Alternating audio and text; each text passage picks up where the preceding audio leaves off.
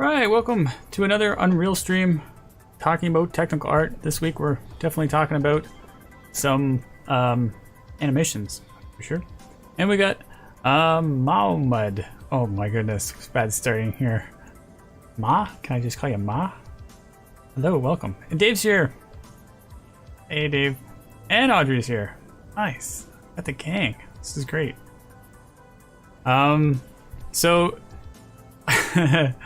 Last week we finished off doing the rabbit animation.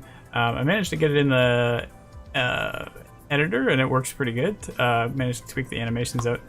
I'm gonna play around with that some more, but then I found out this week on the marketplace there was like a ton of animal animations. It's like the theme is animals. So I'm like, wow, that's hilarious. I don't know why that worked out that way, but we're gonna take advantage of that. There's a dog that looks really fun, so we're gonna try that. So I think that's what we're gonna do today. I don't really have a huge plan. We're just kind of gonna have some fun and see what kind of ideas kind of spur up as we do it. Audrey, of course I'm here. Who's supposed to distract you before you're supposed to be teaching otherwise? Yeah, that's great. That's what makes the time fly. So we'll start getting these downloads working. I haven't actually started downloading anything yet. But I'm pretty sure when we go to the free for this month, we got all these animal sounds, low poly cats, German Shepherd animal has lots of animations. I'm gonna try that one. That sounds pretty neat. And a pond, fish pond, which is pretty cool. Curious to see how they're doing the fish, whether they're procedural or not. And they have a house that you can put your animals in. They literally say the house is for. Oh, well, maybe it was the email that said that. It was like, here's a house for your animals. It was definitely the theme was the animals.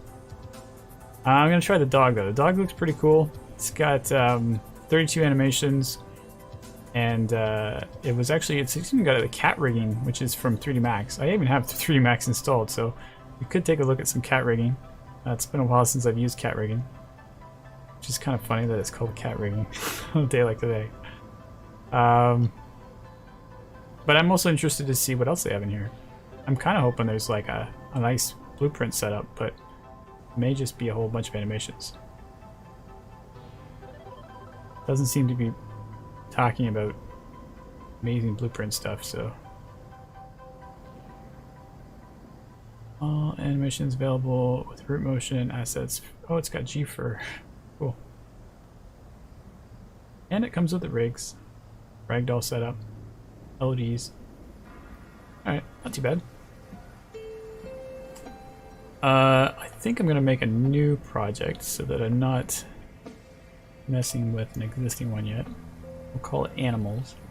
And we'll also take a look at what we put together for last week where we did some animations. Riz, welcome. Oh, Audrey says the dog looks cute. Riz says, I am on frame 3516 of my animation. Is this the Star Wars, what is it called? Speed? Darn, I've forgotten what it's called. Your animation, that 3500 animation. I'm curious to see, or at least to know, what exactly the animation consists of, because by the time you get to 3500 frames, it's a pretty long shot. Alright, we're gonna make a blank empty scene. I don't really want any content or anything. It's just gonna be totally empty. We're gonna put it into the temp and we'll call it animals. So I have a default empty animals project here that I'm gonna bring in the other stuff. If I can get back to where I was.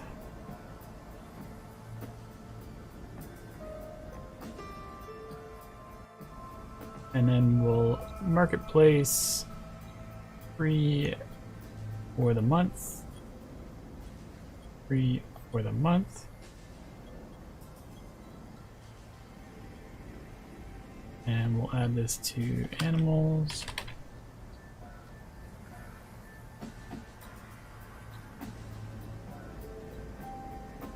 It's only 100 megs. Not too bad. Sarah's here. Welcome. I am here. Good day. Sarah, did you ever get your rigging working? You get your kangaroo rig working?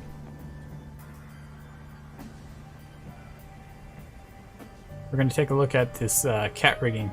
So we'll see. Maybe you can take a look. You gotta just learn how to... Just have to learn how to use 3D Max. Nothing serious. Whole new software. But cat rigging is actually pretty cool once you kind of get the hang of it. Riz, I will upload it to my YouTube channel when I am done, and you can go see it. Alright, Riz, I will see it when you're ready. You just let me know where it is, and I will go look at it when it's done. The epic animation. I may not wait for the entire 3,500 frames, but I'll definitely start to look at it. Depends on how captivating it is, I guess. Might become the main feature. Audrey! Data see Sarah. Alright. So here's all our animations. Let me see if I can play this. Are they all running? They are. Wow, somebody's gone hardcore with these dogs.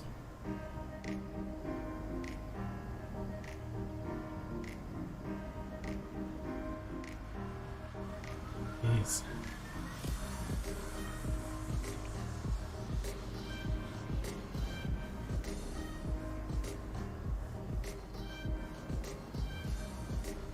I have worked on a few projects where dogs was a part of it, and they're not easy to do. But this is way more animations than we ever created.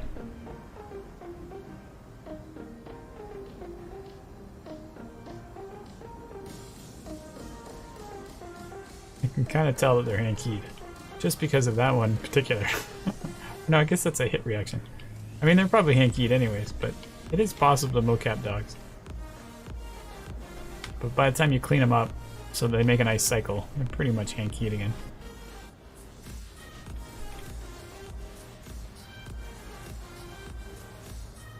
Oh, look at that running jump. That's a really fast running.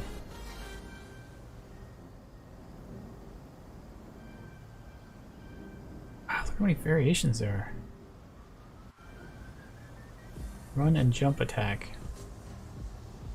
There's like tons of them here.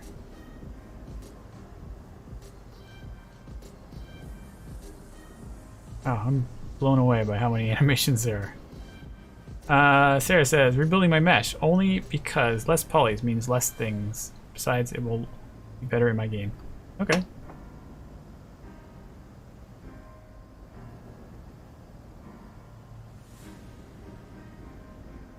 These are weird animations. It's like... They must be death animations, but like that's such an organized way to die. I guess that's because you only have so much access to space. You can't really change the rotation. They have to get back up again.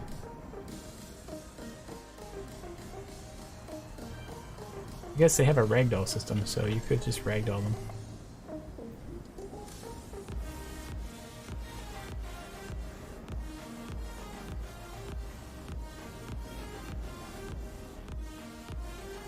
We're going to take a look at this physics asset that they put together here.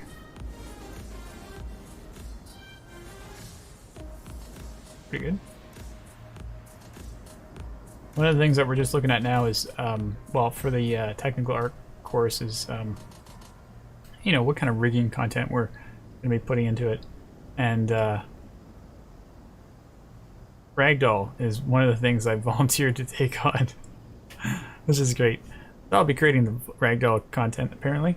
But basically, the Ragdoll, the default setup that comes with the Ragdoll in this system isn't usually, like, it's pretty decent for being automated, but it definitely isn't perfect. And you can kind of see here that they've got a very interesting strategy for either ragdolling, make sure that when it does actually simulate, has some sort of basis of strength to them. And there's hinges and springs to be able to make sure that there's some resistance, so that these limbs actually do kind of sit in a way that looks natural by the end of the time it floats. I think there's ways that you can like hold Alt or Control or something. Yeah, I've forgotten all my hotkeys here. Anyway, there's a whole technique for tweaking out the Ragdoll system so that you can play with it and make it look correct. And I've done it a couple times, but it's just not something you unless you're actually at your final polish phase, you're not really worrying about the Ragdoll too much. But at this point, maybe it would be actually pretty cool to. I'm just trying to like turn off the physics mass properties. No, I turn them on. Bodies, hide. There we go. Pretty good looking Ragdoll, actually. Really wish I remember what the hotkey was for flinging them around. Oh well. Maybe somebody can do a research and tell me what it is. Okay. Like dragging this character around. It actually might involve like being in a certain mode or something. So let's see what else we got in these folders.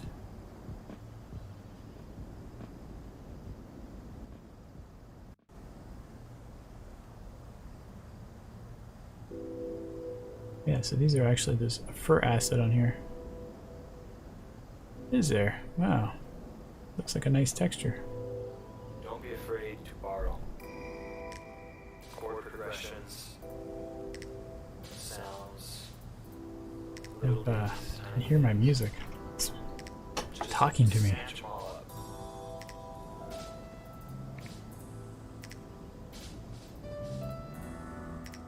That's about it though. It looks like it's just basically fur and animations and textures. I can't really even prove that there's fur on here. It just looks like a single texture here, but it is a really nice fur texture. That's one of the reasons why I can churn stuff out, is because I don't have a problem using. There's two different. There's old school ways of doing fur where it was just kind of displacing pieces of geometry out, which was kind of the cheap way to do game fur, and then there was the new way that just came out, which is how the Mercat animations and stuff are done, where it's actually using a proper groom and drawing each strand of hair appropriately, which is not, I'm not expecting this to be using that because it would be pretty impressive.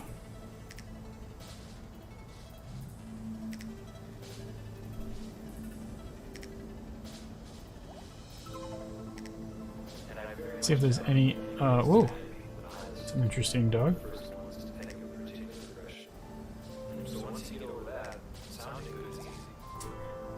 I was gonna see if there's any animations in here that were, montages or anything, but I don't see, all I see is the ones. And interesting how, like, they're all the same problem where they don't have the skinning, so that fur thing must be kind of critical. They're all working in here, though. Goes to that asset again.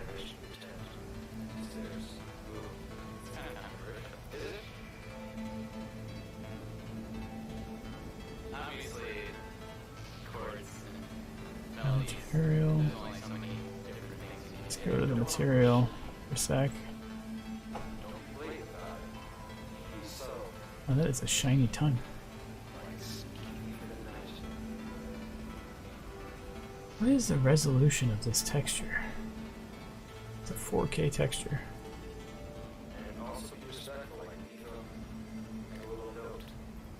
Use color.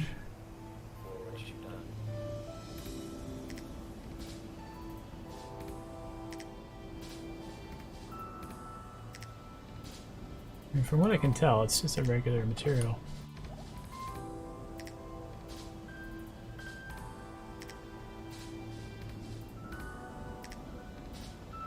So I'm not sure how the fur thing is working. Maybe there's like a plugin I'm supposed to have.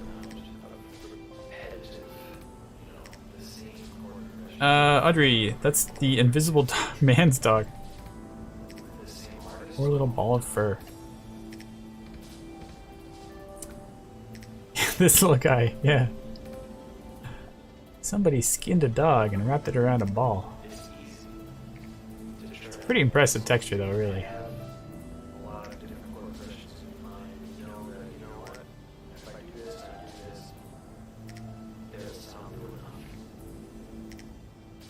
Yeah, so the biggest problems with doing dog animations or any kind of quadruped animations is the fact that how do you get them to move around in the world without having their limbs all sliding everywhere? And so they do have some turning animations like this, but it's still really hard to like, because if you're gonna have a dog turning while walking, you still need to have like a big circular space for them to rotate.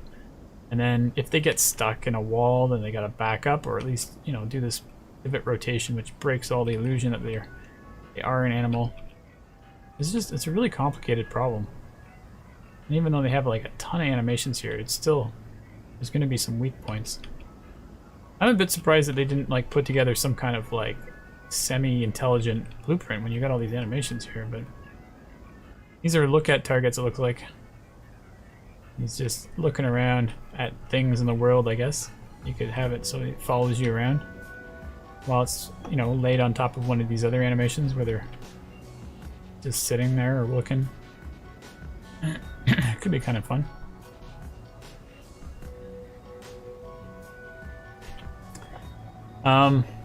Okay, so we have a pretty good sense how that works now. Let's, I'll jump into the project I have that from last week, and we'll take a look at what the rabbits that we had working are currently looking like. And we'll probably add this dog to it, because, like, why not, right? Seems appropriate. So we're gonna throw in, let's see here, go to our, what is it, backdrops, this backdrops project. Is there, oh, that's not it, there it is. And another thing I was trying to do last week was just figure out how, like, we can get the rabbits to kind of look random. And I mean, currently I haven't really done anything too interesting about making them look random yet, but we can definitely come up with some ideas, hopefully.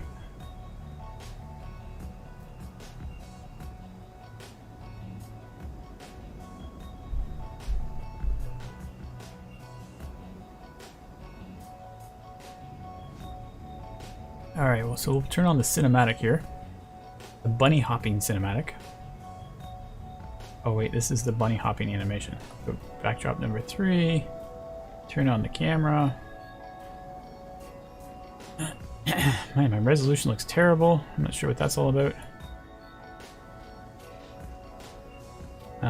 There's our little bunny from last week, which I sped it up a little bit, and it looks pretty decent. There's definitely a sense that there's like a walk cycle there, or a hop cycle there.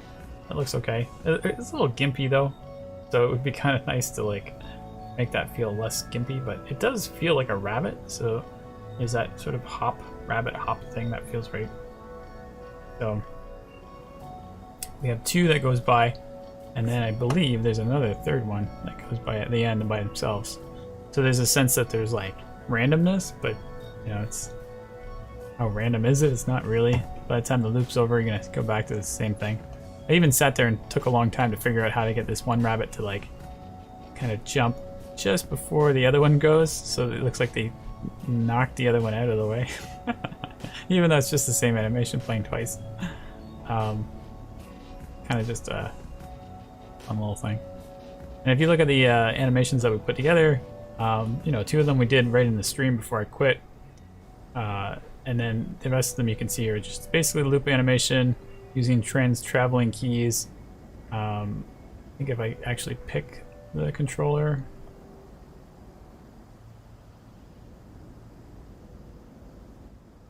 jump over here,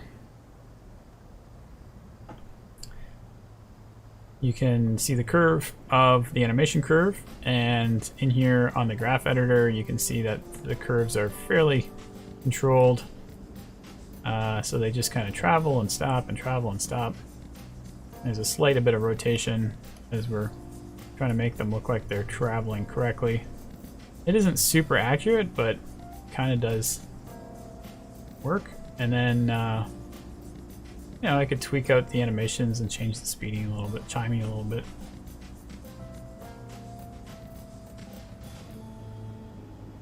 Kind of clips through each other a little bit there.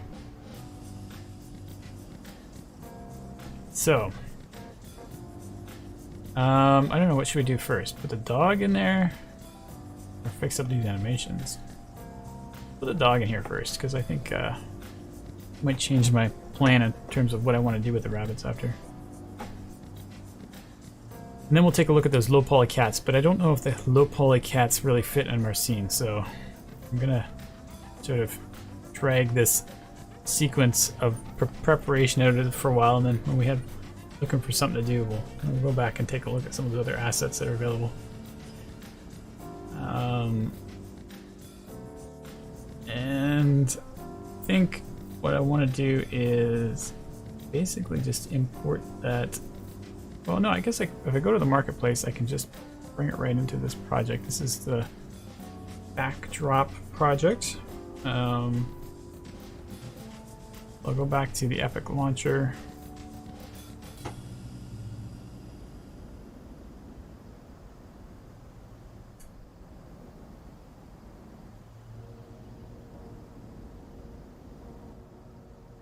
Here for this month. Add to project. Backdrop. And then it pulls it from the cache. What is it called? Cache storage location thing? I don't know. Every time you download something from the marketplace, it keeps it on your hard drive somewhere. So slowly filling up your hard drive. And then, so in here, there's probably some. Oh, there it is. Animalia? Whatever language that is. Let's put that into our western town.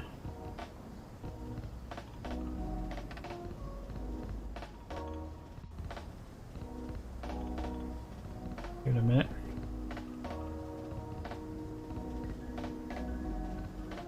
Connected to my source control. I wonder if it's going to try and submit everything, or at least mark for everything Brad. Third cache is not in use. Thinking about putting a dog right out here on this bench, on this porch. But if you have rabbits running by and a dog's just sitting there watching. Oh man! So then you have the dog run after the rabbits.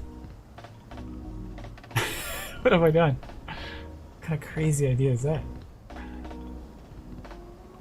man, this is going to take a while if I do that. I'm going to put all these animations together. Might be interesting to see if it's possible.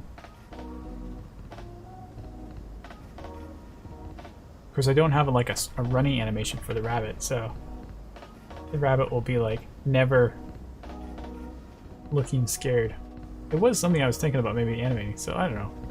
Maybe if we go down the road of animating a run, might be kind of cool.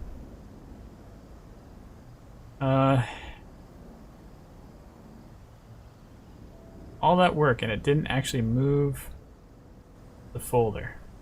It's kind of annoying. Try that again.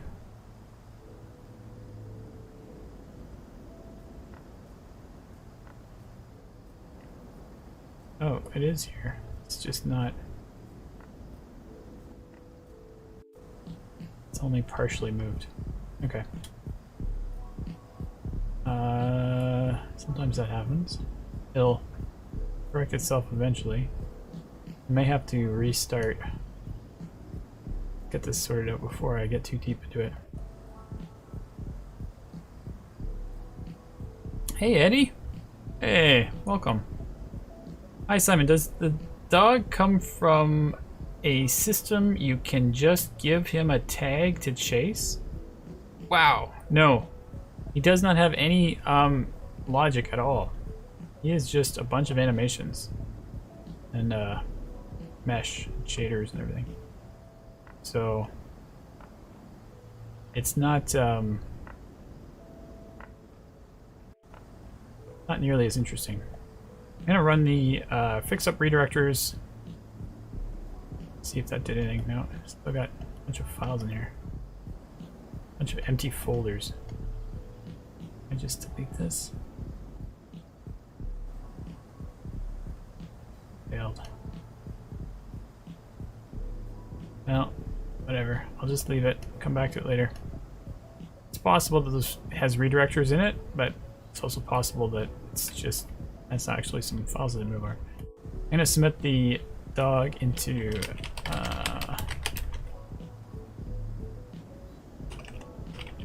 source control so that I can always come back to it from a fresh state before I start messing with it too much. Eddie says, so you just label the rabbits and he chases them. Oh. Well, you would need an AI system for that to be possible. It would be really cool if we set up a system that did that, but I mean, it's such a complicated thing to achieve, is to get a dog AI to actually look good and natural. And in this case, what we're talking about is a sequencer file that's going to do the same thing. So really, I wouldn't want to do that anyways, because I wouldn't be able to utilize all that custom blueprints for making the dog do intelligent things. It'll just be like a straight up animation after animation. Eddie, I saw he has so many animations. So could you set up something like that easy with Blueprint with all the animations?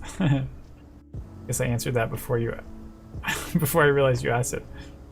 Eddie says, I don't know, but I want to get into game animation. It's something I need to learn. Yeah, as a game animator, you don't actually need to know how to like set up animation blueprints and game logic and all that stuff. I think it's really valuable. I think it's really impressive. He's saying I did answer it before.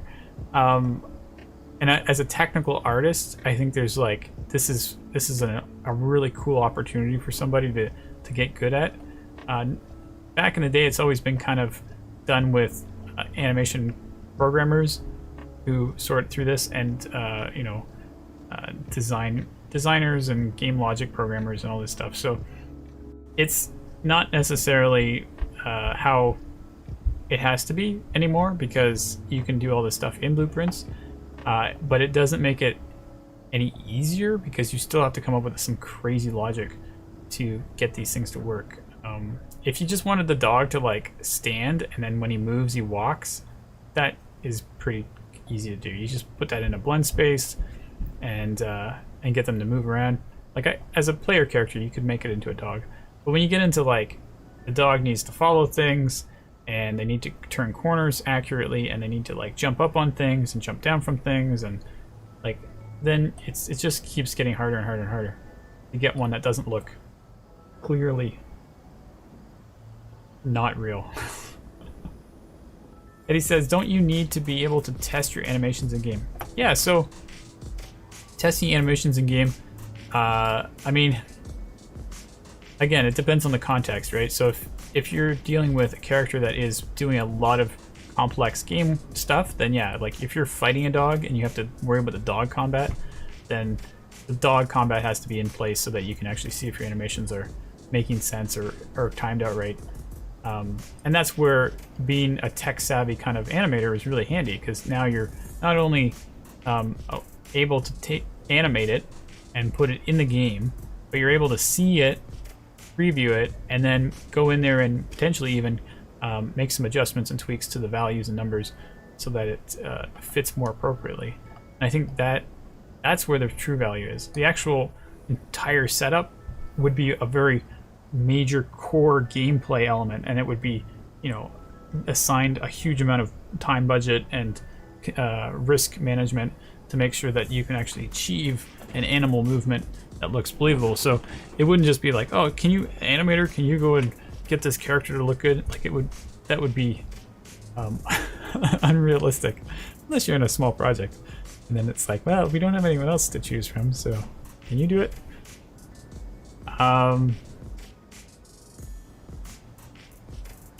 Eddie says, so you're doing an attack, and then you do a short transition animation back to idle. Right, there you go. Don't you need to be able to set up the animation tree for that? I think I'd love to learn all that. Okay, well we can talk a bit about that then. So you're just saying, let's do a dog attack, and then a short transition. So it would kind of be an animation montage that would overtake a idle state is sort of the idea.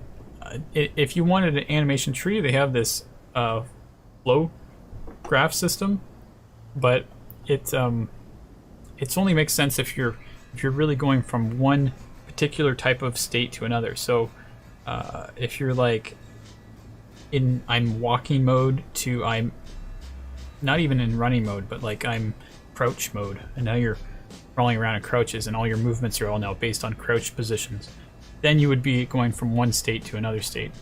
But from going from idle to running to walking, it's actually done a little bit differently. Well, I hope I haven't asked myself to do too much craziness here. I'm just thinking about what I have to start with to get this to actually visualize. Just talking about general in any game. Yeah. So currently when you play this game, you don't actually get a character to play with. So let's just go to a default level here. And we're gonna bring our character in. We've already got the skeletal mesh here.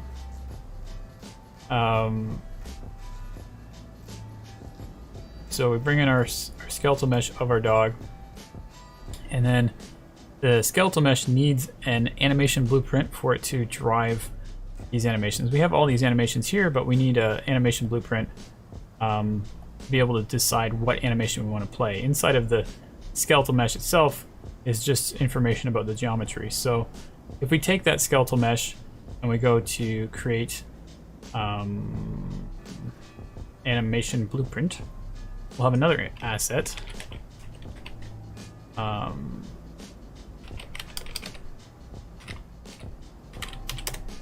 Which looks much more like a blueprint. And so we have our event graph and our anim graph. And so the event graph is very much like a normal blueprint, and the anim graph is very much weirder. It's like all about poses being driven from one state to another. So in here we could even say, like, let's say we get any kind of, all our animations here, right? Let's see what kind of, oh look, there is some montages in here. What's a blueprint? A blend space, I mean. Really don't know why our dog doesn't look right though. Not sure if there is like a plugin that needs to be enabled or something. Let's see what their standing one is. Standing, okay, so it's just called stand. So inside of our animation blueprint, we can type stand, play stand 01. We drive that pose into the result, compile it. Now our animation is playing on top of the skeletal mesh.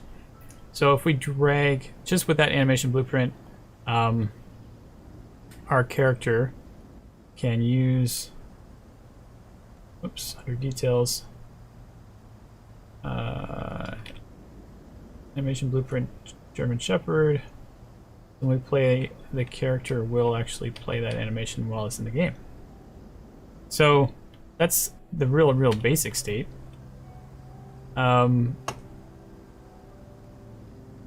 Now you get in more complicated situations, like what's going to trigger that next animation to happen. Let's just see what you're talking about here. And he says how to go from walk to run. Okay, we can talk about that. Say I animate a walk and then animate a run. How do I then get them transition to each other and back, sort of? I guess I need to make at least 2 more animations to transition into run and slow down to walk, right?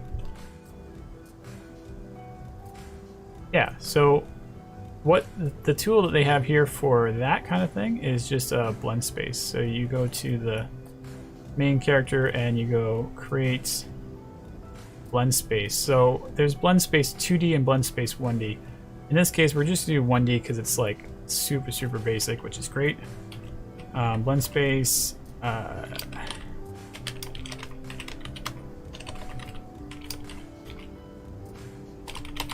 So this is going to be our idle. When you open it, you get this kind of a looking scene. And so your first thing you put in is the idle, and that's going to be on 1 extreme. So we got a number ratio from 0 to 100. We put our idle on one side and a whoa.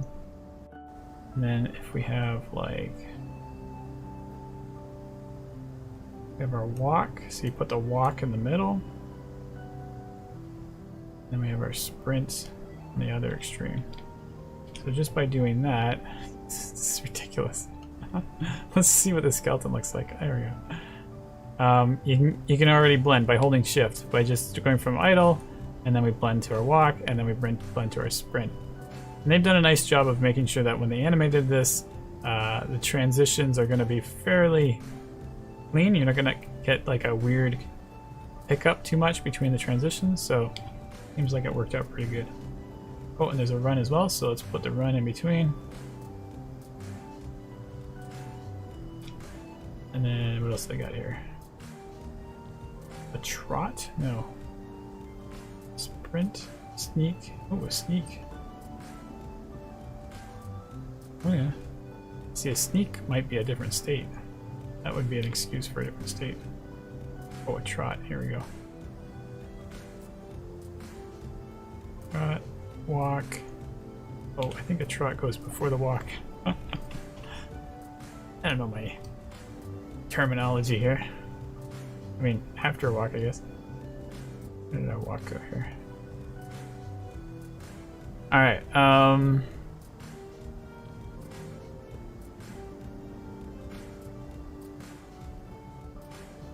so in a game, you can get a character that can go super like sneaking in Mario games and gradually increase leaning the stick. Yeah, so that's what this is. Basically, you've got a 0 to 100, and it's changing from, actually quite nice. Positions here. And you're basically changing from 0 to 100 based on the amount of connection your stick has. Noticing the tongue on the trot is messed up. Like, what's... You can't tell that unless you're looking at it with invisible mode. You'd never know that his tongue is all screwed up. So then what you would do is you'd put in that blend space. Blend space... Oh goodness, what the heck did I call it? BS German Shepherd. Alright, so there's our blend space. Now we're going to hook up instead. So now all you got to do is drive this value with some kind of variable here. So we usually call this speed, and then that ends up being your driving speed. So you can pull from here your velocity, and then you get your vector length of that velocity, which gives you a variable that you can do to drive your speed. I know that seemed ridiculous that I just came up with those crazy terminologies, but this is how it's been forever, so I've just kind of got it all memorized.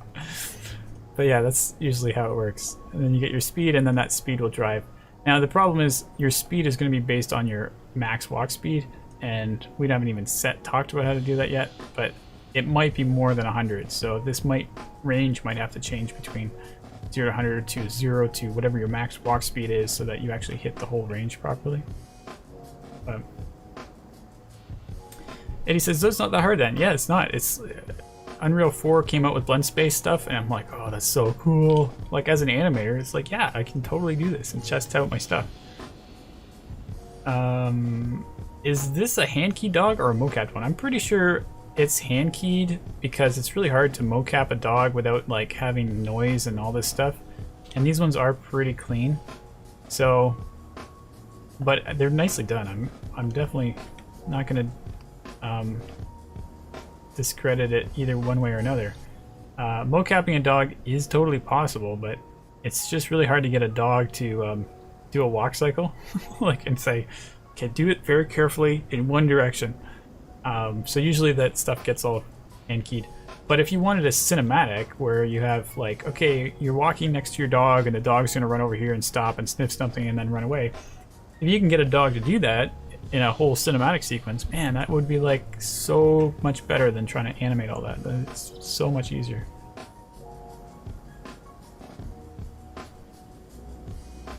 I just love how that works with kind of IntelliSense.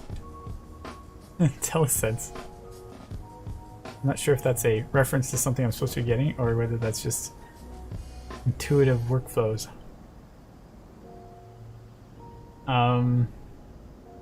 So, I mean, we could go a little bit step further because right now we don't even get to see our movement because the character's not going anywhere. So what we're gonna do is create a animation blueprint, which is not an animation blueprint, a character blueprint, which is a little different than an animation blueprint, where it's talking about how to control the person instead of just how to control the animations for it. So inside of the German Shepherd, we're going to make a new folder called Blueprints. And we're going to make a new blueprint class that is a character blueprint. And we're going to call it Blueprints German Shepherd. So this part usually confuses people because we're going like, okay, what blueprint are we doing? It always gets really confusing. But anyway, what we want to do is when you create a character blueprint, you get a character movement asset, which gives you all the math and the technology of being able to make this character move around like a character, which is very handy and very hard to do manually. So it's nice that they've handled all that for us. Then what we just have to do is swap out the mesh for our mesh. And they're looking for a skeletal mesh, and they're also looking for an animation blueprint.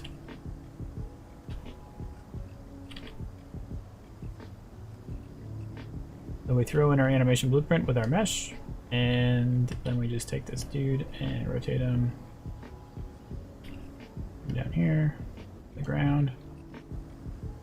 Now, technically, the capsule can be changed, so we'll grab our capsule and make it a lot smaller, and it's only going to be as wide as it is tall.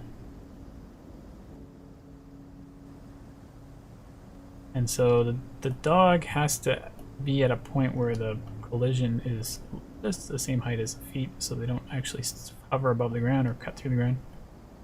Looks pretty good. It's actually not quite long enough, but I don't know. It's a capsule. What are you gonna do?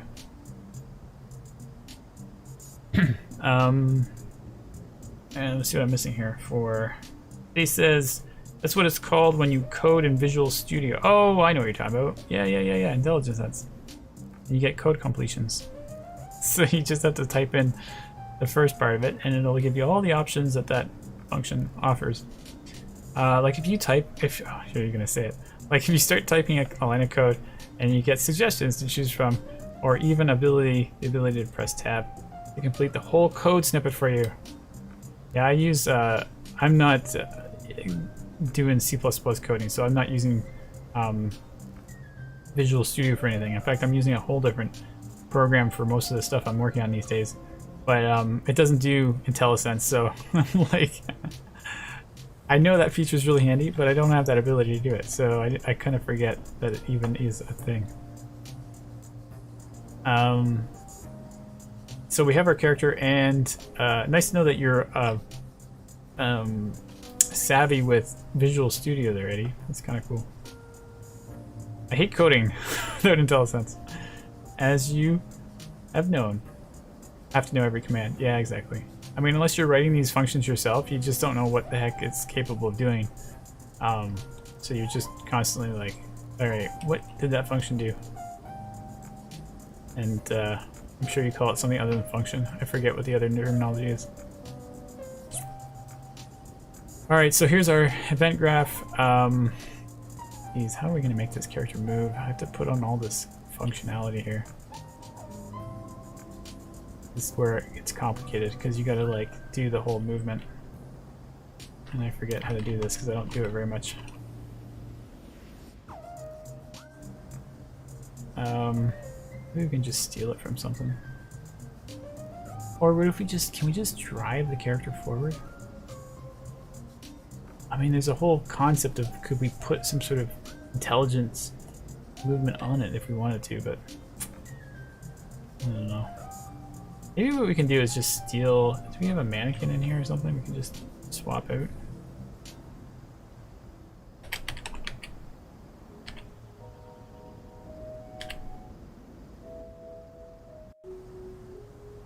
Oh, what are these? Oh, it's these crossbow characters. Wow, that's from Halloween.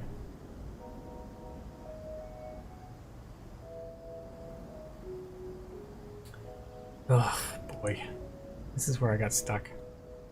I have to actually go and look at some other function and just copy and paste it. Let's do that.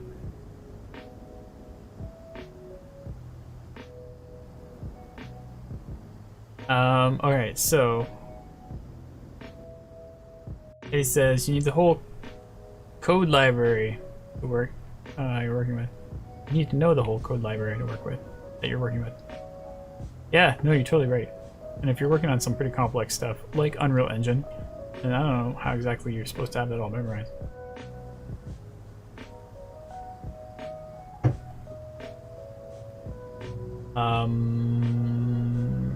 Eddie says, and thing you use all the time, like writing properties, you type prop and tab twice and you get 3 lines of code. Yeah. You have to worry with spelling errors and all that stuff. A lot of pros.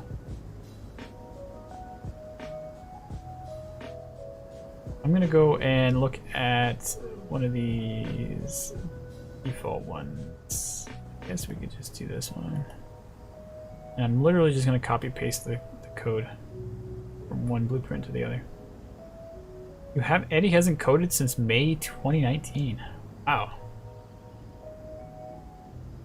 That's a long stretch. Almost 2 years now. And also interesting that you know exactly the date that you stopped coding. Hey Riz, have you ever used a 3D printer? I have never used a 3D printer. That is an interesting question. Have you ever used a 3D printer, Riz? Eddie, I'm focusing on animation now. Ah, I see, I see. Hence the interest in what we're trying to do here.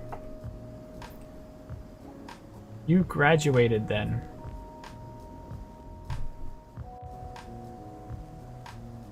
Oh, no. Oh, Riz. I graduated. Wait, what? So... Eddie, have you graduated? Is that what you're trying to say? And Riz said no, maybe to the 3D printer. So there you go.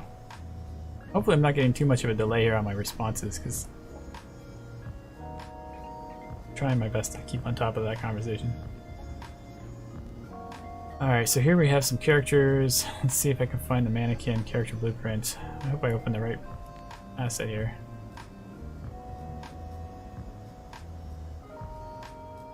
I don't think I did. These are the control rigs.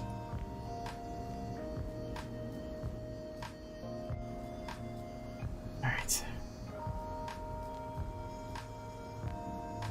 Don't know if I have just a temporary default template third person thing.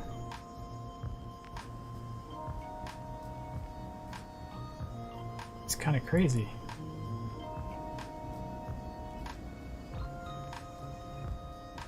Bear with me here as I get this sorted out. I graduated from my code course, says Eddie. Ah, that's where you stopped using code. Okay, I get it now. Now you're taking animation. Riz, I graduated from high school. Okay, there you go, Riz.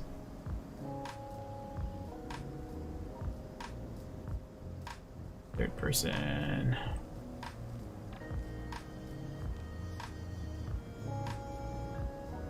Next. No starter content. Temp. Third person. Template. Project.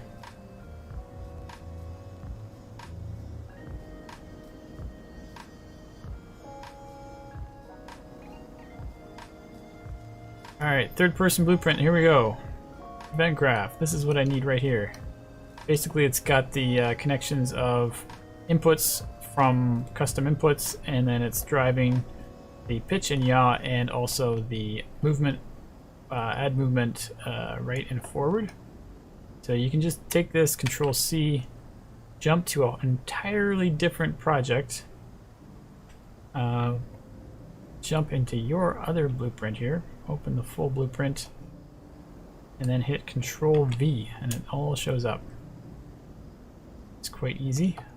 However, when I hit compile, it will be like, yo, that's not cool what you just did. Base turn rate is specifically for dealing with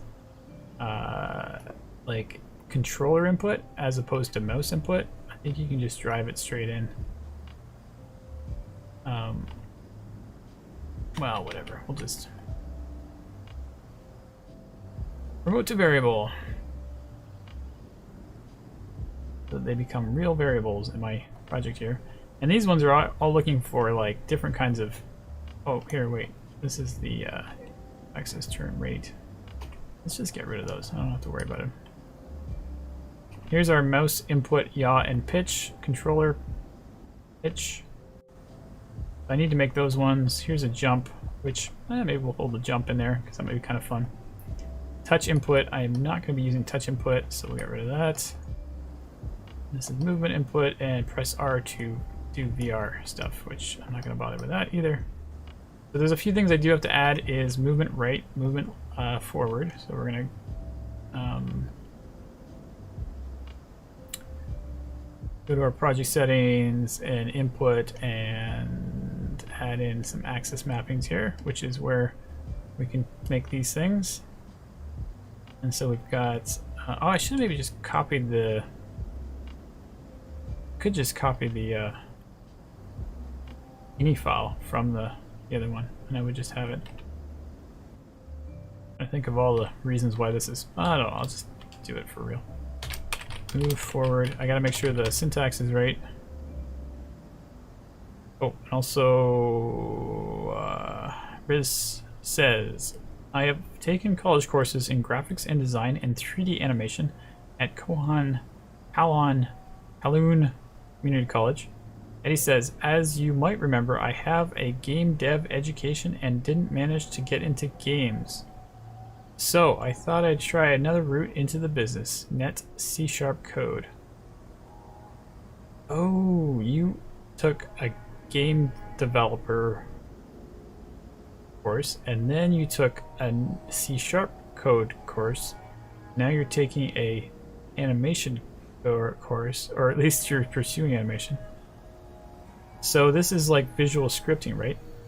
Yeah, I mean, this is about, you definitely need to put on your programming hat when you're doing this stuff, because it is very much programming based stuff, and it's just totally fine. It's great, actually. It's a great way to sort of break those artist types who refuse to believe that they can actually program, and start thinking like a programmer, and then they realize that they're already halfway there for doing real programming. Riz says, who, me? And I'm not sure what part of that conversation it was. Might have been a while ago. He says, no, Simon. Oh no, I've done something else. I said something else a long time ago. Eddie says, yep, I think I'd love that too. I love visual things. Oh, okay, yeah. Visual programming, for sure, yeah. It's my kind of style as well. I can't really do, I mean, I can do programming, but when I watch and read other people's programming stuff, it's just like, whoa, man, I don't know what you're trying to do there. That's just ridiculous.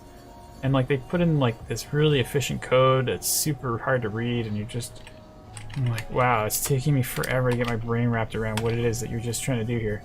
But when it comes to visual programming, it's like, oh yeah, no, okay, got it there. Yep, figured it out. And so it's a lot easier to read, I find. So we're going to put keyboard commands for move right, which is E. And then the opposite of that, you put another one in there, which is A. And you have to make sure that ends up being a negative value. Now the problem with everything I'm doing right now is that it's all keyboard controls. So I don't have a controller hooked up to my computer right now, so I can't really do an analog stick type of movement. So to do all this work, and you're not going to see any of those blends. Although what I can do is maybe change the character movement so that it's a very slow start, and then maybe we'll see the transition happen a little better. W is forward and S is backwards.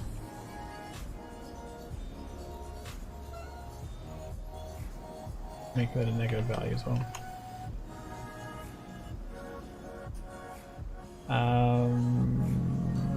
Sarah, hey Simon, my cat has been watching while the German Shepherd was on the screen. Posted a pic on Slack.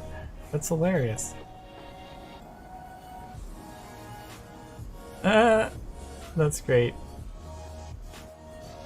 It definitely got the German Shepherd effect happening there. I haven't actually had the German Shepherd out for a while, so that's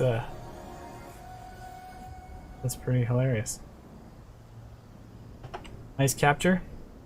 Eddie says, I think it's too boring to do back-end stuff as we did a lot of code in code school. Yeah, it is boring, but that's what you get paid for. Programmers get paid more than artists, so there's a reason for it, I guess. Eddie says, weight maps in UE4. If so, it's something else than weight maps in Maya. E7C, those you paint. What? Because, wait a minute. Weight maps in UE4. Weight maps. If it's something else than weight maps in Maya, those that you paint. I'm asking the guy above me. Oh, Riz. Sorry, I missed that question. Is setting up weight maps considered to be programming? Okay, there you go. That makes all sense now. I was like, what are you talking about here? Weight maps. Now that is a very interesting question, and I think Eddie made a good point. It's like, what weight maps are we talking about, and where are they coming from? Because there is weight maps for lots of different things. It's basically just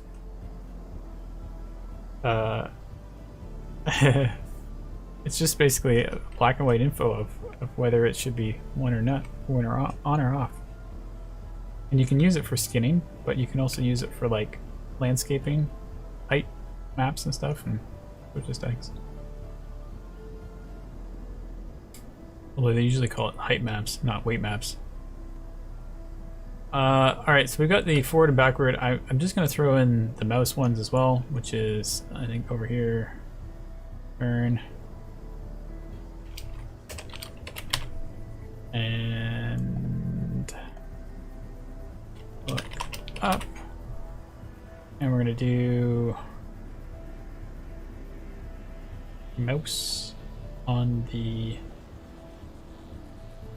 x-axis and then mouse on the y-axis,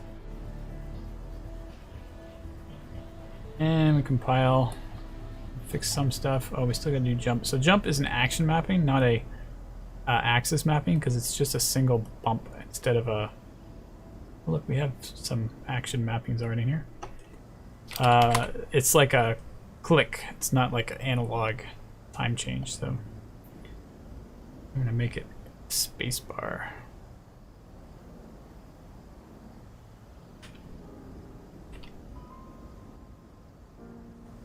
Alright, so all those are now set. I should be able to compile that. It's good to go. Now, we have to talk about the next step. So we have a blueprint, character blueprint that is set up to input stuff, but when I hit play, it still doesn't do anything. It's still floating around in the world. So what I gotta do is make a game mode. Oh, I'm not even sure what all this stuff is. Access none while trying to get blueprint. Oh, set speed. What have I done wrong here? Access none. Trying to call get owner. Get pawn owner is getting none. What? Is valid? I guess we should do a check. I don't know why we're having to do this. I don't remember having to do this before. Maybe that's just the way it is. If it is valid, then we will set the speed. Anyways, so we have our animation blueprint. Oh, sorry, let me finish this conversation here. Eddie says, yeah, I know it's named as weight maps for skinning, otherwise I'm drawing a blank at the other person above means. Weight maps is used to create a large range of influences on your bones. Yeah, okay, for skinning. Yeah, that's what we're talking about. And you paint them in Maya, Blender, etc. Riz says, weight maps are used to create a range of influence for your bones. Wait, that's the same thing. Yes, we know that. I didn't get why you thought that would be classed as programming. Yeah, that's true. I wouldn't class it as programming. That is definitely an artist's job. So that might help, hopefully. Alright, so what we're going to do is create a level, a game mode, which is a blueprint class called game mode. So it's the game mode that's going to decide... Why did that disappear? What happened here? Oh, I've got a filter on here. It's the game mode that's going to decide what's going to happen when the game starts playing. Not sure. I supposed to be my. I'll just do a test map in here. Is that here?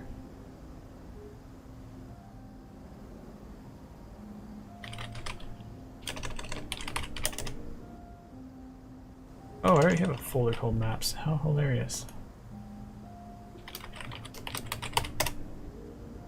Alright, so we're gonna open up the game mode and it gives us a whole list of options. One of them is the player player pawn. We're gonna pick the blueprint, our character blueprint, and then that will drive hopefully the information that we need. And so the blueprint is now ready, hopefully, and now we just need to change our level so that the level and the world settings is using our game mode. And that is enough. Now we have our dog as our character. And when I move, he actually plays the blend space. However, I'm really close to my character right now. So let's go back to the animation, the character blueprint, because that's where our camera exists. If we go to the viewport of our character blueprint, oh, we don't have a camera. That explains why we haven't got this working yet. So we need to create a camera from our components, and we need to create a spring arm that the camera will sit on. And the spring arm is a fancy feature. Well, I got it all backwards here. Let's switch the order here. Camera goes at the end of the spring arm. Spring arm is a fancy, intelligent feature that will allow you to like not go through walls and position and rotate properly, so that it feels like more like a game camera instead of just this thing stuck behind the character. And then we need to change the sizes using the spring arm, not the camera itself. So we're gonna decide how far back it goes. We're gonna decide how high it goes. And then we'll do a little bit of rotation on the camera, I guess, itself. So that it's -10 on this axis. Anyway, just doing that, we should be able to play the level and now see our dog from more of a typical third-person perspective. And we have it all set up so that the character is looking in the same direction that he's running, which is the default setup. And there's ways that you can change that through lots of complicated checkboxes.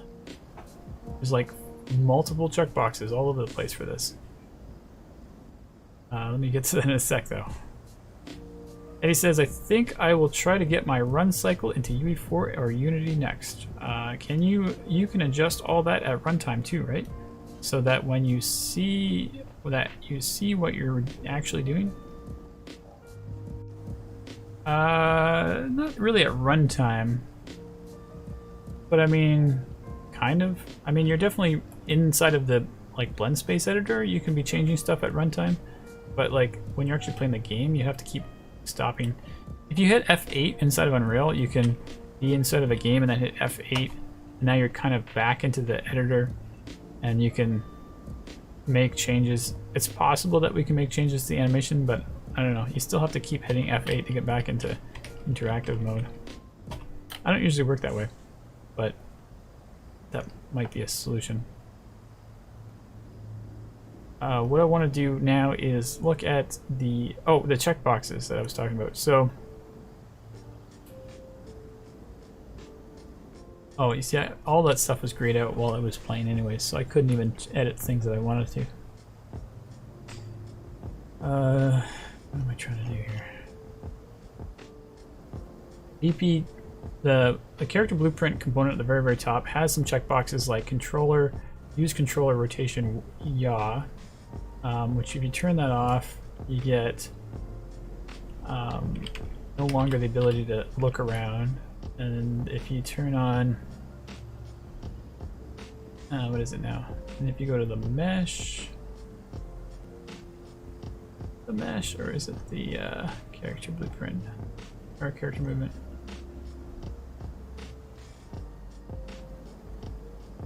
I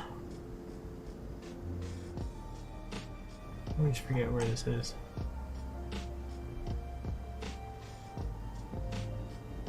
Orient rotation to movement.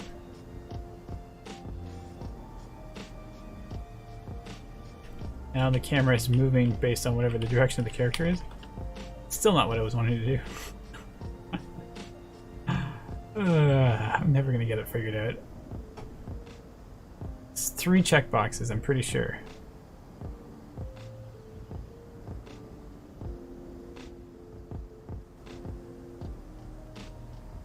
Let me see what we're talking about here. Hey, you can, can you split the windows so you can see both? Oh, I did it apparently. There you go. Probably easier than several screens. With several screens, yeah. It's definitely easier with 2 monitors. Or a really wide monitor, I guess. I'm just so used to doing my mentoring like this that I'm always working on one monitor, even if I'm not supposed. Even if I'm just working by myself, I'm still oh, I don't want to move my thing to the other window, even though I'm it's a pain in the butt. Especially when you got sequencer, because you can totally put sequencer over on the other monitor. You don't have to sneak it in behind the other, next to your content browser. But it does work if you do it that way.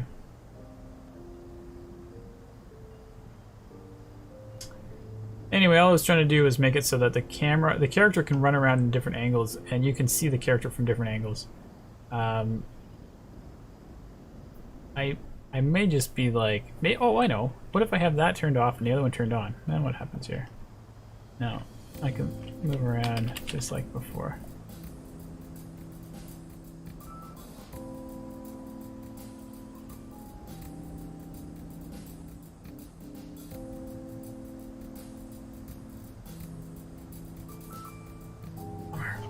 There's a way to do it. I just don't remember what the third thing is. Maybe it's part of the spring arm.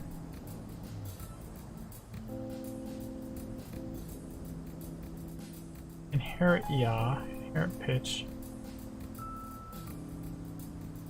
Use pawn controller rotation.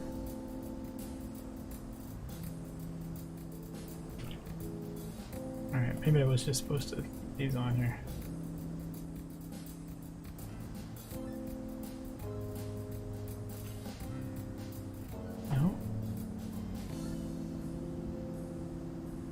If I turn this off.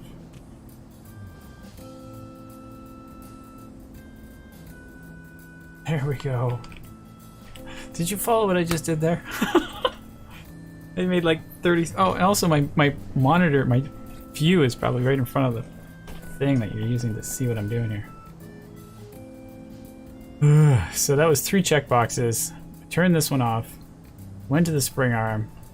Turned that one on. I went to the character movement. And I turn this on. So 3 checkboxes. And then that allows me to now look at the character from different angles while they're running around in 2 different sort of systems here. And my mouse up and down feels inverted. So I would go to project settings and go to my input, and change my mouse Y to -1 so that it's inverted. And then it feels a little better for me. Okay, so you can see that the dog itself kind of goes from 0 to full running right away. So we actually want to check a few things so that we are making sure we're utilizing that blend space correctly. And all that stuff comes into the character, is from the character movement. So we got all kinds of good stuff in here. I'll try to not put over in the corner where you can't see it.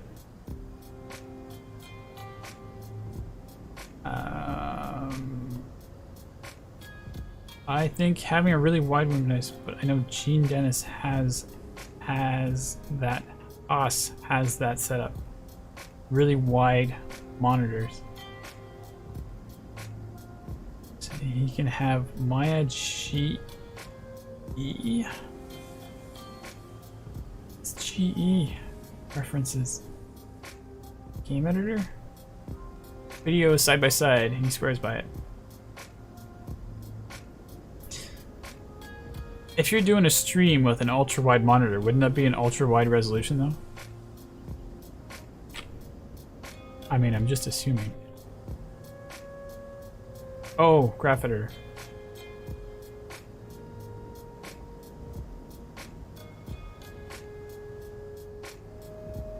So yeah, same wide monitor, but has Maya, graph editor, and references all in the same wide monitor. Yeah. It's cool. I mean, I dig the idea. I know that there was definitely a lot of conversations about getting wide monitors, and I was contemplating it, but I'm like, I just don't have the setup for a wide monitor without getting rid of the current monitors I have, and they work perfectly fine. So I'm like, I can't really justify removing perfectly good monitors so that I can have a one or maybe two wide monitors that don't really fit. So I don't know. It just doesn't make sense right now. So we're going on a character blueprint and we're gonna make some changes. Oh, Eddie says, do you animate on Statique? I do not. I do know people that have or do try to do that. I don't quite get it though personally, because there's not really much advantage with a pressure sensitive touch when you're animating. I mean, maybe if you're trying to paint weights or something, that could be a good justification, but I've never personally done it. Just because the learning curve of using a tablet is just like a pen on device thing. It's just, I'm so familiar with a mouse, I can get stuff done a lot faster. He says, I hear some animators that don't like it at all as their hands get in the way. Yeah. Good argument. Animate it with the Wacom tablet. Oh yeah. I have a Wacom tablet screen monitor thing that I never use. It collects dust. But I don't think I'll ever pick it up. It's just like I literally just don't have an interest in moving away from a mouse. I get things done too quickly this way. But I do, like I said, I do know people who did do that. Alright, so this is the character blueprint. We're going to change some values here. Like, for example, well, maybe not change values, but take a look at some values. For example, the maximum run speed.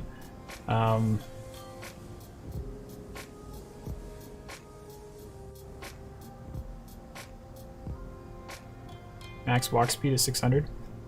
So that means that our animation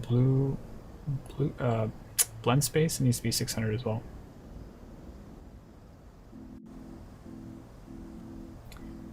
Ugh, so difficult.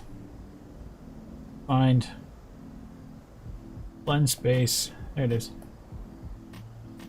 So you can change the blend space in the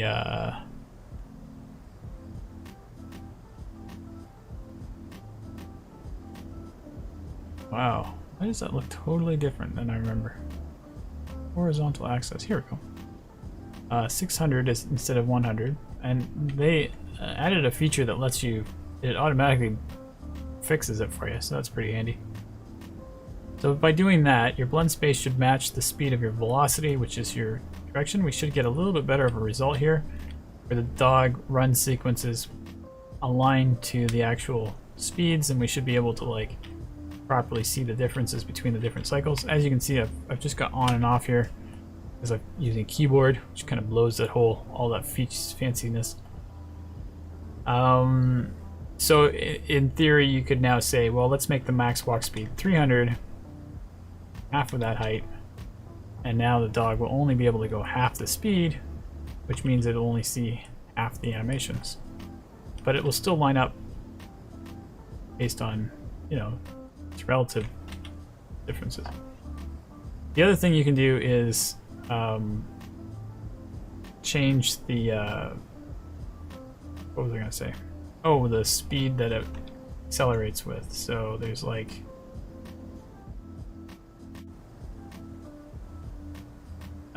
sorry, Eddie says animate with intros 4, and it feels nice. And your body wrist carpal will thank you in the long run. Yeah, it's true. Tennis elbow carpal tunnel syndrome thing is a thing that happens. I use a sideways mouse now. Whoop. And it takes a while to get used to. But it has been pretty good for... I don't get wrist problems anymore. So either I'm not working very hard, which would be awesome, but I know it's not true, or it actually does work. But it does feel really weird when you put your hand on it. At first, it took me a while to get used to it, but now when I go back to a normal mouse, I'm like, what is this weird thing? So just kind of get used to whatever you're working with.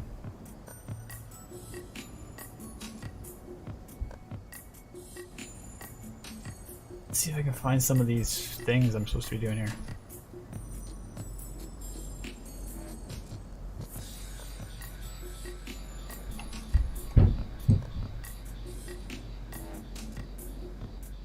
Braking, deceleration, step height, walk speed, brake friction factor, max acceleration. Here we go.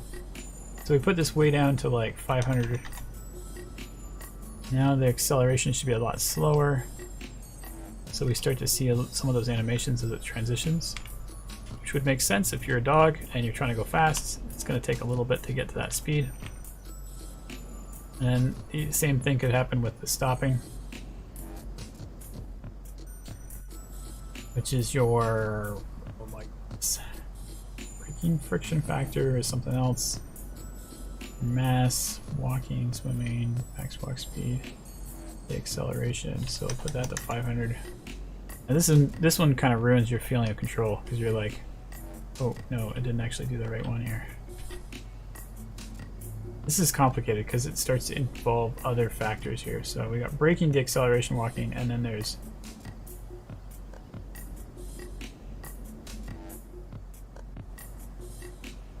maybe it'll tell me what I'm supposed to be doing. Deceleration when walking is not applied and not applying acceleration. This is a constant opposing force that directly lowers the velocity by the constant value. Maybe braking friction factor is actually what I'm looking for.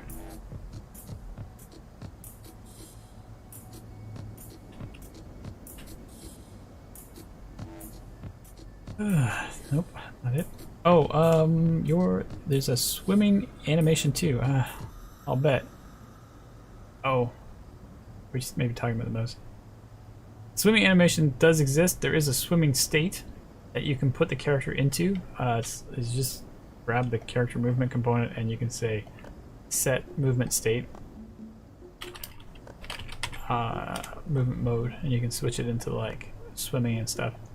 But then you have to like set up that whole alternate state, and basically when you're in swimming mode, you're flying as opposed to, well, you're floating flying, which means all the gravity gets turned off and you start having these different mechanics that are built into this character movement component. So you have to kind of adapt to that. But if you do have it so that you're in swimming mode, then you would go to your animation blueprint and set up a different state that you could work from. Using the state machine, which is a whole other thing we haven't talked about. But you go inside of a state machine and you can make states that says like walking, and another state that's called swimming, with 2 M's. And then you would go from entry to walking, and then if somebody says, hey, you have to go to swimming, so now you're in swimming.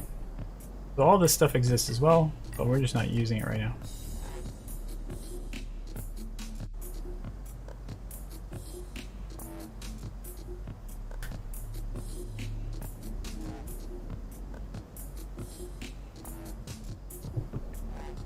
Abby, what you using software?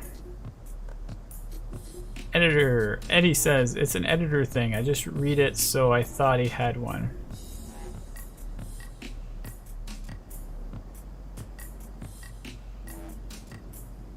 Oh, the swimming thing, right.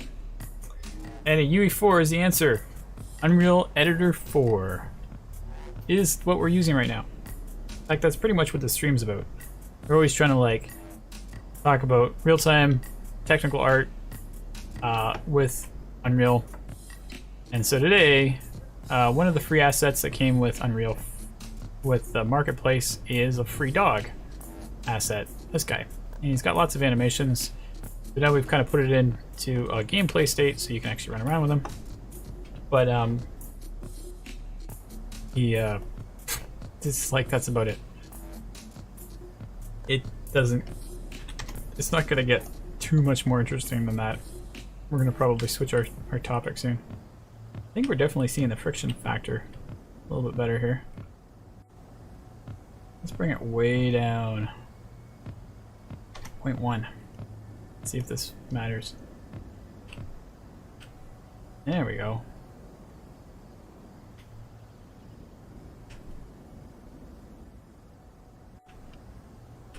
Now, oh yeah, no, it still turns on a dime. That looks pretty cool.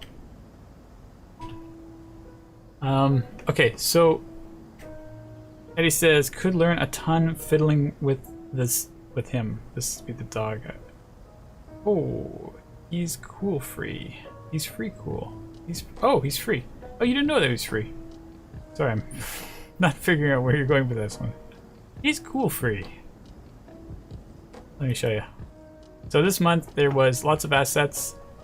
Like, well, every month there's lots of assets that are free. Free for this month. For some reason, every time I do this, it doesn't work. So we got, I don't know, for some reason it's the animal theme. So we got sound effects, low poly cat, this German Shepherd, lots of animations. Normally it's worth like $120, so it's totally worth doing. And they have this animated fish pond, which is pretty neat too. Just to see how they what they're doing to make fish. It's probably got some neat blueprint that makes the navigation of the fish work. Might be kind of neat. And then they have a house, which is where you can put your pets into, so that they are in a house. And then, what was I gonna do next? Oh, okay, so there was also the conversation of like, oh, we got these turning animations for our dog. How would you apply that? And I don't really have a super simple answer here, but let's say we take, I don't know if you can just upgrade this to a 2D animation, 2D blend space. Probably not. So we'll just take the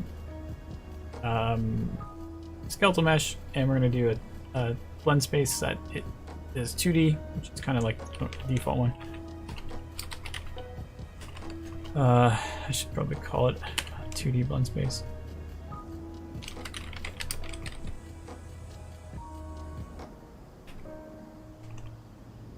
Having trouble here. Herd 2D. Okay, we open that up, and then what you get is a 2D grid. So you got your, you know, potentially your velocity or your speed is here, and then you've got your turning ability here. I don't know, we've got, try not to make this too boring here. Run.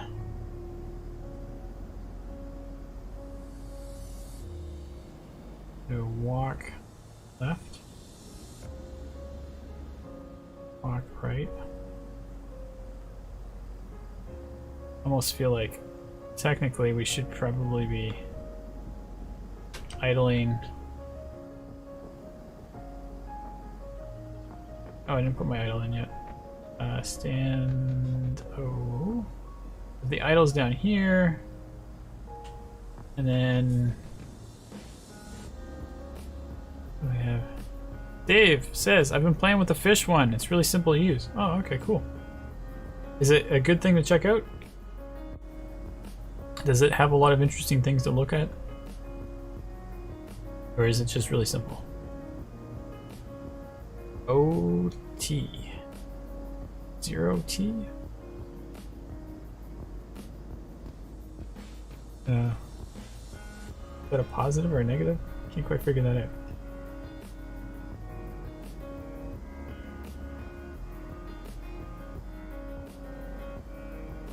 Just really simple. Still going through the blueprints. Ah, okay. I guess you probably could use fish for your project, eh? Ignore the OT. Okay, good. Whew. Thought it was some sort of Monty Python reference that I was gonna have to try and get. I'm like, oh man. Here we go. So we got walk, we got sneak, we got slow, walk slow. Oh, okay, a little bit left. So sometimes what they do is they have it set up so that you actually. Oh, how does it go again? There was like the whole 360 happen across the board here. So this would be left, and then it would go back to 0 again. And so the range would be 0 to 360 one way and 0 to 360 the other way. But how would that be? So if you're actually going backwards, it would straighten out again? I don't know. You'd have to have like whole different walk cycles that walks backwards and stuff. It's pretty complicated. Definitely not like something, oh yeah, we'll just quickly make one. Horizontal would be like minus 180 and positive 180, so then the numbers are more appropriate to that range. If I hold Alt, I can move these things around. Then we go from that range to that range. See, the problem is if you go... Oh no, I guess that's not a problem. And sometimes what you do is you have like a leaning animation. So if there's like running left, it'll be leaning. Let's see if they do that. So run.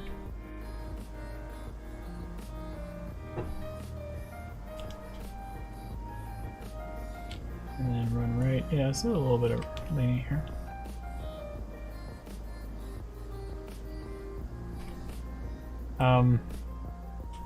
And all this.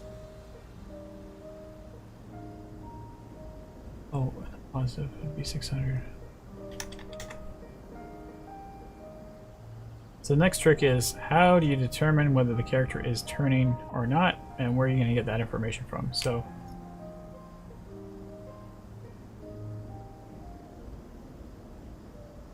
we jump back to our, not our state machine, back to where we had our output pose going on here.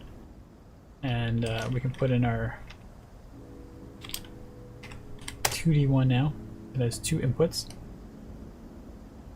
And the first one would be speed.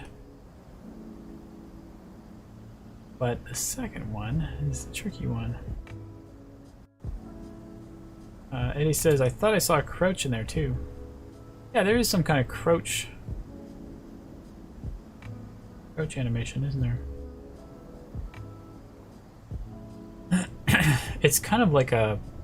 It doesn't really fit with the rest of it. It's like a sneak or something. It doesn't really fit with the rest of the movements. It would be a different state, I would think. Let's label these so that they make more sense. So turn and speed. We'll save that, and so that over here we now have turn and speed, so we know which one we're doing. So just by doing that, switching it to the other one, we should still be able to... Oh goodness, no, it doesn't work at all. I have it all backwards. Oh, I do. I have speed hooked up into turn.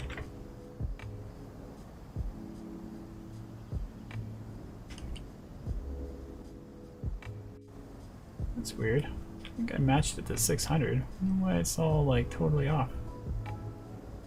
There to 600. Oh, I used to have sprint and all these other animations in there. Yeah, so I guess the problem is like you got to figure out how to do turning. So now you're talking about, I think there's like another value that you can pull, but you can start to see where this gets complicated. What is it? Get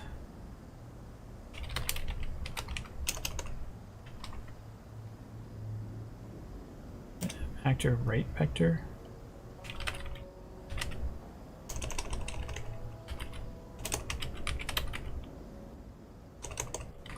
Just want vector length. I don't even know. I'm not sure if this is going to work. We're just going to try it. What variable?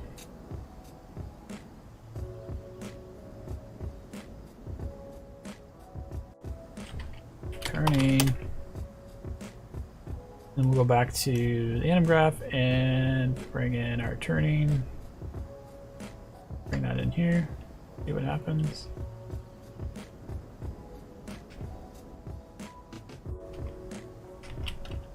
Yeah, I don't think we're really getting any values here. Do a little print here. Print statement. Put in that value there.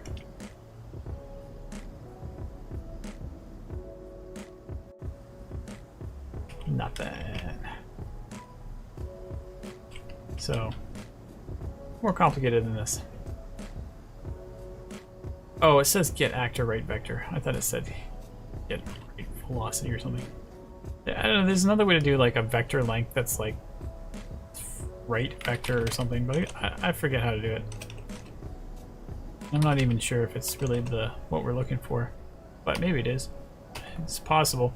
That's the thing when you're using Unreal, is that there's all these like complicated things you have to do, and then sometimes you find out, oh geez, there's a function that does it all for you. There is a swim. Yeah, there's a dog swim in the animation list. Just go back to your comment there. You can technically get him to be swimming. Oh, it's a good one too. Look at that. So you could turn this dog into like this fully fledged, capable character. Does all these amazing things. All right, so we are, wow, it's already an hour and a half in. So one thing I did kind of want to do is actually put the dog into the animation. So we'll jump over back to our cinematic. We're going to open up our Western backdrop map. Should probably save all this stuff I did so that it's still there.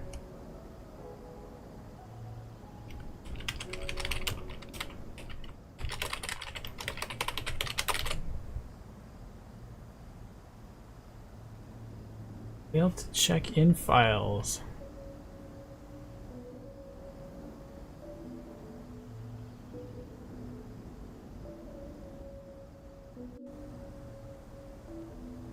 Okay, awesome. You can combine the fish pond and have him swim in it. See, this is why game development takes so long.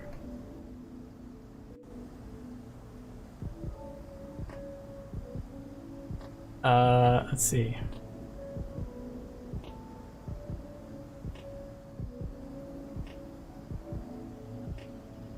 I don't know why I didn't submit all those files. What the heck happened? Oh no, there's no assets to submit, so I guess it worked fine.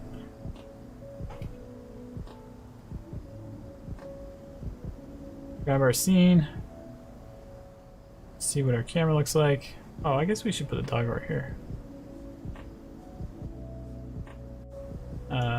Bring our dog in here.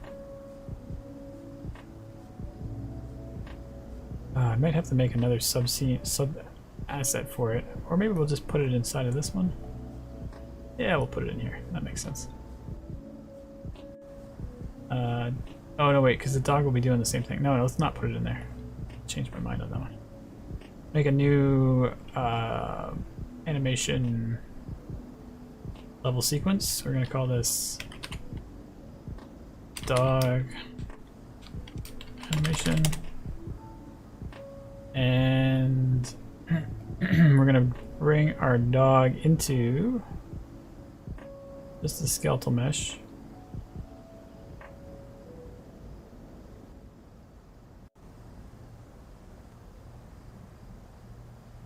Oh, that's not a skeletal mesh. Pink one. Into the scene. Put it back in here. Our dog exists really far away from experience. Off in the sky somewhere.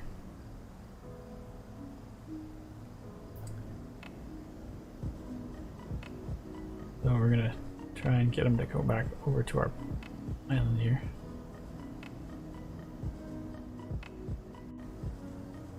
Oh, I threw him way too far away. No, come back, dog. Where did you go? I thought I was making you close to where you're supposed to go. Oh my goodness, what have I done?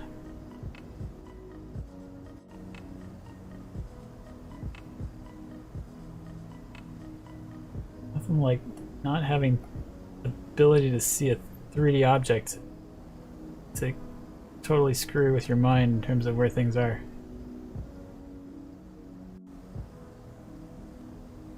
Need 2 eyes so I can see what I'm doing here.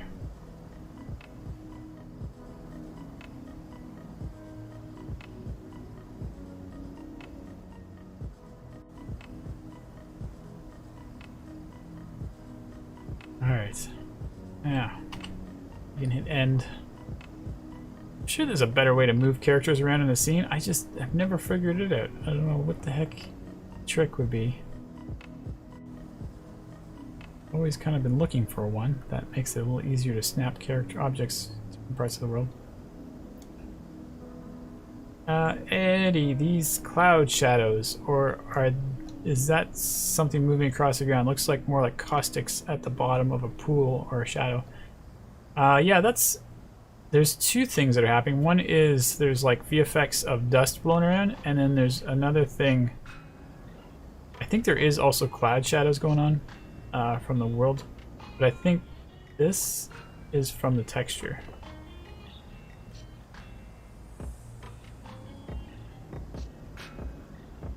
You know, I've never really looked into what is causing that, so that is kind of cool. Let's go check a look at the texture here.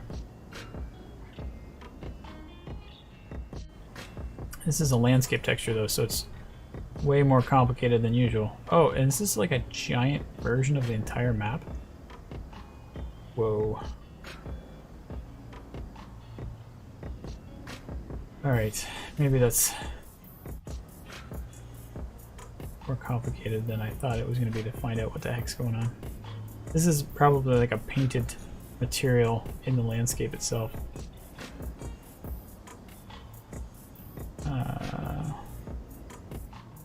Rock layer. Yeah. Anyways, we'll just assume it is.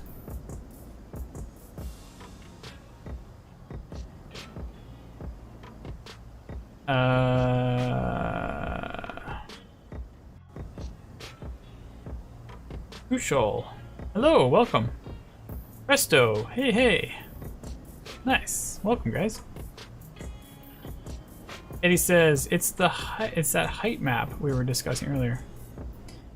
Well, if this, I mean, if this is a landscape object, it means that they may have used a height map when they built it. But I don't know. Can't say for sure. Could have also been hand sculpted. And then these are just different paintable layers on top of the landscape. I don't really want to mess with it because I can't guarantee I'm going to be able to undo it without having to reopen the file. Okay, so here's our dog. I'm going to put it over here. Go back to our sequencer. Set our transform. Throw in an animation of lane, or what's that one where they're not the one that looks like he's dead, although that would be kind of probably Just heavy sleep.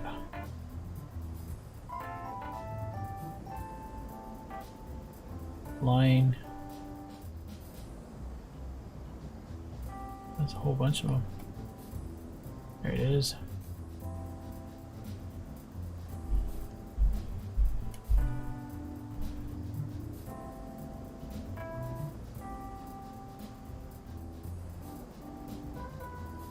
Oops. Okay. Set a transform key. Now I have to be very careful, or set my auto key so that it actually stays in the position I put it.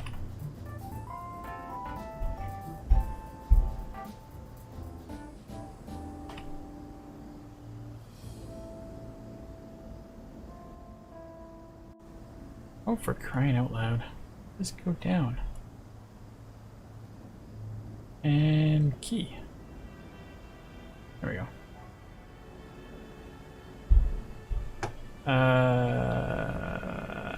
Eddie says, I meant that's what you just showed and said, is that a map of the whole scene? Oh, was it? Oh, it was a question. It won't be a map of the whole scene. It would be the texture. I mean, oh, because I said that. Yeah, that's right. Sometimes they have texture maps where it's like literally the whole map of the scene, but it's a terrible way to do it unless you're using like some kind of crazy system. But there are some Brushify assets out there where if the landscape is far away in the distance, then you could do a texture that covers the whole hill, and it just ends up being like a static mesh with a hill. But because this is a landscape mesh, it's a dynamic thing. It just makes way more sense to have a nice sophisticated material that sort of changes based on the angle of the surface, and then you don't. It's a lot more optimized to do it that way than it is to like try and you know, have pixel resolution to match this kind of detail, which is obviously insane. You'd never be able to do that without some kind of really super crazy Google Maps style resolution of an image. So they have all these, you know, landscape materials and smart landscape material types that allow you to apply all that stuff with these detail maps. So you can see the details, but then when you zoom out, you see a different type of map. It shows a different type of resolution. And it all kind of blends seamlessly together. Very cool. Brushify is my go-to for like explaining that concept anyway. Let's see if we can get a different kind of lane one. How come my search results does not pull up? Ugh, gotta find it manually. Ridiculous. Oh, it's loco. Locomotion. Oh, no, it's just called line. Oh, I'm spelling it maybe wrong. Could be.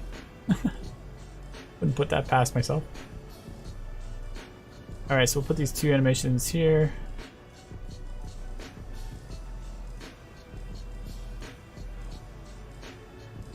It's not too bad, I guess. What's the length of our scene anyway? We'll just make it bigger regardless. Oh, this is a really long animation.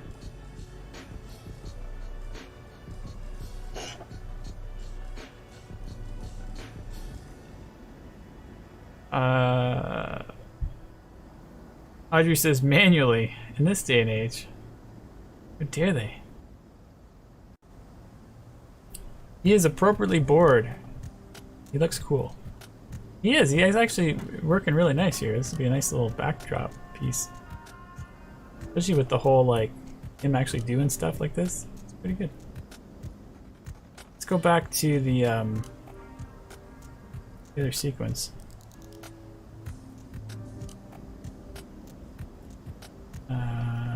The backdrop shot 3. Put another sub scene in here. Where we throw in our dog.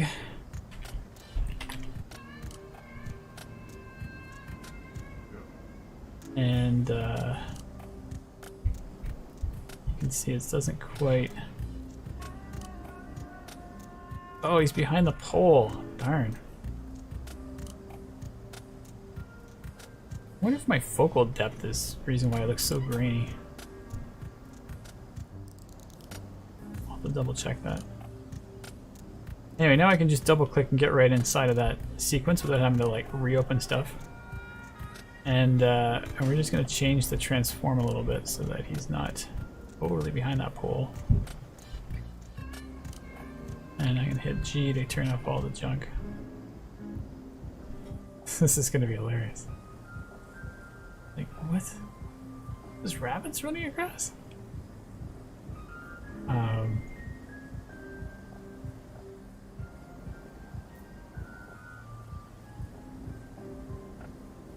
Alright.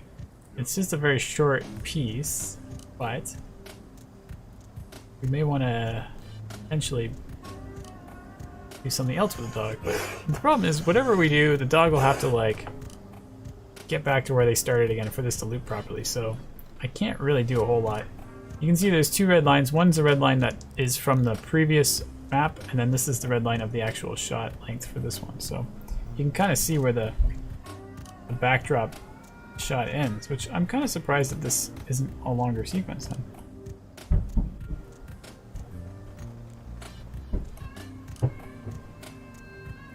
It goes for 556 frames, 565 frames, and that is right about here, which I guess is how long it is. But what the heck is all that this red line for then? That doesn't even, it's not even correct anymore. I don't know. Or what I just said before then. I don't know what I'm talking about. Eddie says, that's what's called MIP mapping, or is it a technique ancient by now? Yeah, we still call MIP mapping the resolution of the texture when it lowers down if you're get further away from it. But it's not supposed to make things look worse, it's just supposed to make things more efficient. Audrey, because you know, dogs are do nothing. Dogs do, yeah, because the rabbit's running by and like the dog is like, oh whatever, it's too hot, can't be bothered. Eddie, I mean when you zoomed up and the textures change depending on the distance. Oh, okay, for the landscape materials maybe? It's MIP mapping would be a slightly different referral for that, because what they're doing is they're using detail maps. So when you get really close, you're actually seeing a different texture, and then I guess you consider it MIP mapping, but you're literally seeing a different picture altogether. It's not even like a lower resolution of the same picture. It's like a whole different map, and they just blend it, crossfade it, and you just don't even realize it. You wouldn't get that from a default MIP map of a texture. You would have to like specifically wire that into your blueprint so that it actually handles it.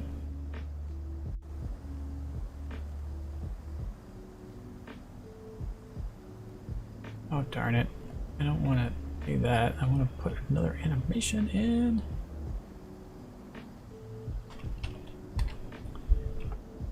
So IP I think is in place, which is your root motion stuff. So we have three of them. We have 01 and 02, and I haven't done 01, I think. Yeah, so we did 00 and then 01. There's a whole other animation here. I don't understand what this bar is for. Why isn't it just the same as this bar?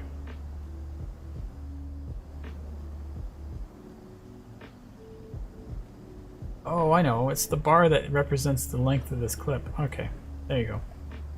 And now they're the same size, hopefully.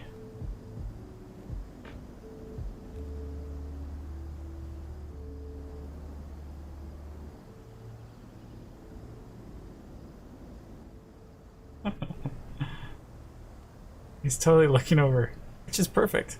He's like, oh, his ears just freaked out. I don't know what that was all about. It just kind of like freaked right out.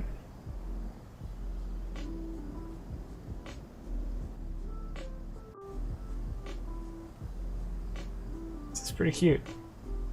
It's like the dynamic here. Puts his head down when the two rabbits are there. It's like, I know they're there. That's so like realistic of a dog. It's just like, they're aware. They're just like, it's okay. Moving on.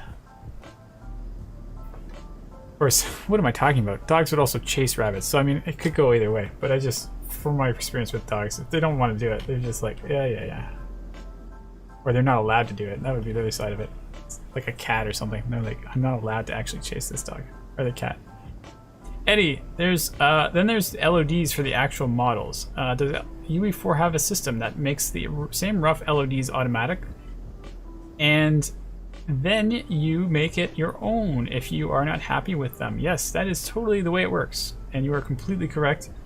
They have an automatic LOD system that does a, I think, pretty good job, but you are able to import them manually from Maya if you just use a naming convention that matches what they recognize, and then they will put them in as your LODs when you import them as an FBX so that you can have them all there.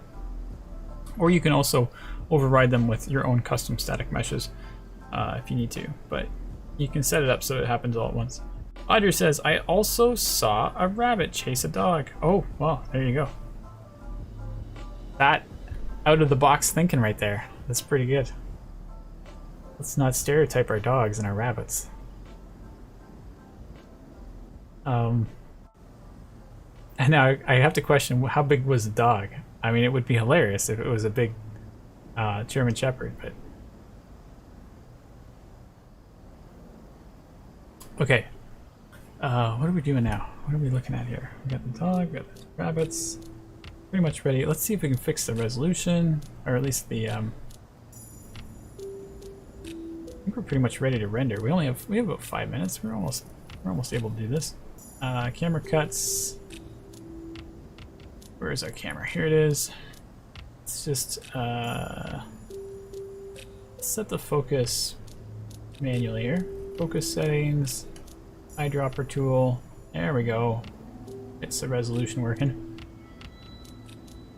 It means that the foreground might be a little blurry or something, but I don't know. It looks nice and crisp. You want to see the action going on back here. We'll save that. Let's do a little render. I think this is a long enough clip. There's action all the way through. We could even put in some dog sounds from that other dog, animal noises, but I don't know if the dog's actually making any noise here. So we'll do a render using the cinematic, oh, it's not there. Alright, we're gonna load a plugin called, oh my goodness, what the heck is it called?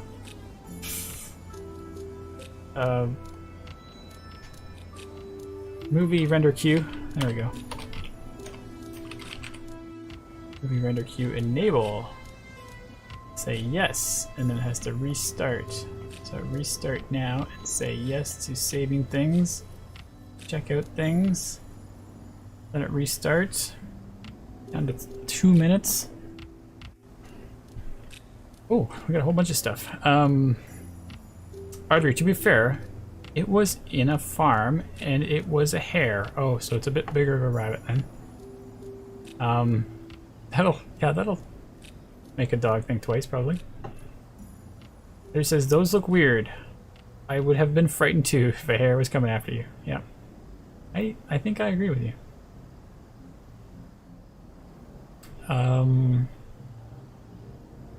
Cinematics. Back to here. Oh, I'm in the wrong map. That's what I was trying to do. Maps. Western backdrop. Okay, Eddie says, would it be by chance to be Simply Gone that's now built into UE4? If so, I can tell you, we had a CEO of Simply Gone as a teacher at my game dev school. Wow, there you go. I also recognize Simply Gone. We did use it at Rocksteady when we were building our games back in 2011 or whatever. And then I was quite interested to find out that they integrated it into UE4. They don't call it Simply Gone, or I don't see that logo anywhere, so it's totally like under the hood now. And Simply Gone was pretty awesome. You could sort of pick and choose and highlight which areas you wanted to prioritize for LOD, so that you could say the face is higher priority than the rest of the body, and then it would keep the face geometry for as long as possible, which was quite handy. It does, you don't get to choose that kind of options when you're doing your LODs automatically. At least I don't know how to do it if there is. It just kind of does it for you. But like, it gets kind of complicated when we get into Unreal 5 and the principles of how Unreal 5 is no longer requiring any kind of management of LODs at all. it might become very obsolete to even worry about LODs. So I'm not really sure how that's going to roll out either, because nobody really knows what Unreal 5 is going to be like. But it will be a while before it comes out, because I think it's not coming out. It's not going to be making it this year. It's going to be sometime next year at this point, I heard. So we've got some more time. Where is the dog? Dog animation? No, I want to do, what is this sequence called? I forget what it's called. It doesn't tell me. It's backdrop 3. Here it is.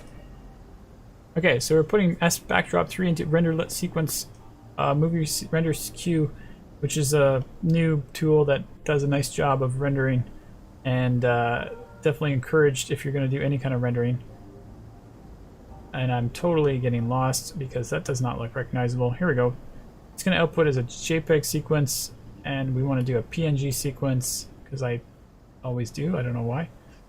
As an alpha channel, but I don't really need it. So actually, apparently JPEG has a little bit of degradation, but I'm sure it doesn't matter. Deferred rendering. Not sure where the output is going. We're also talking about. Let's see here. Anti-aliasing. Switch to 64.